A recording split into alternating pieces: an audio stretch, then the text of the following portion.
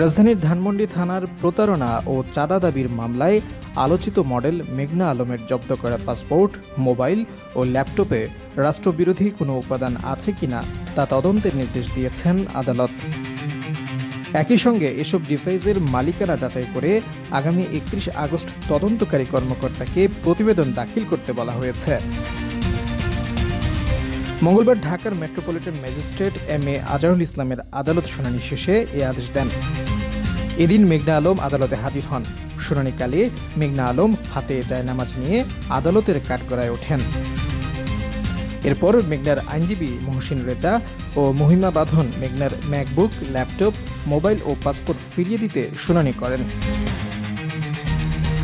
এ সময় রাষ্ট্রপক্ষের আইনজীবী হারুনুর রশিদ তার বিরোধিতা করে বলেন, এটা অত্যন্ত চাঞ্চল্যকর মামলা।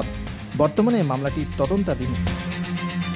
ল্যাপটপ, মোবাইল ব্যবহার করে কোন কোন ব্যবসায়ী কূটনীতিককে ব্ল্যাকমেইল করতেন তা জানা প্রয়োজন।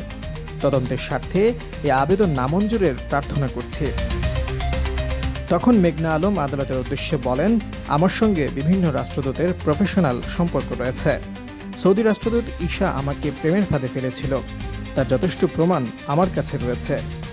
আমি প্রমাণ দিতে পারবো আমাকে প্রেমের ফাঁদে ফেলা হয়েছিল নাকি আমি কাউকে প্রেমের ফাঁদে ফেলেছিলাম। তখন বিচারক তার উদ্দেশ্যে বলেন, এখন এটা আলোচনার বিষয় নয়।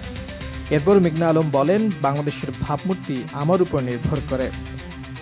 ৬টি মহাদেশের 10টি আন্তর্জাতিক সংস্থায় কাজ করি। আমার ব্যবহৃত ম্যাকবুক, ল্যাপটপ, মোবাইল ও পাসপোর্ট ফেরত চাই। এ সময় রাষ্ট্রপক্ষের আইনজীবী বলেন, তিনি নারীদের নিয়ে কি কাজ করেন তা মামলার এজাহারে স্পষ্ট। তিনি মূলত নারীদের দিয়ে ব্ল্যাকমেইল করতেন। তখন মেঘনা আলম প্রতিবাদ জানিয়ে বলেন, আপনি রাষ্ট্রদূতকে অসম্মান করছেন। এরপর উভয় পক্ষ তর্কে জড়িয়ে পড়েন। তিনি বলেন, এখন পর্যন্ত আমি নিরপরাধ।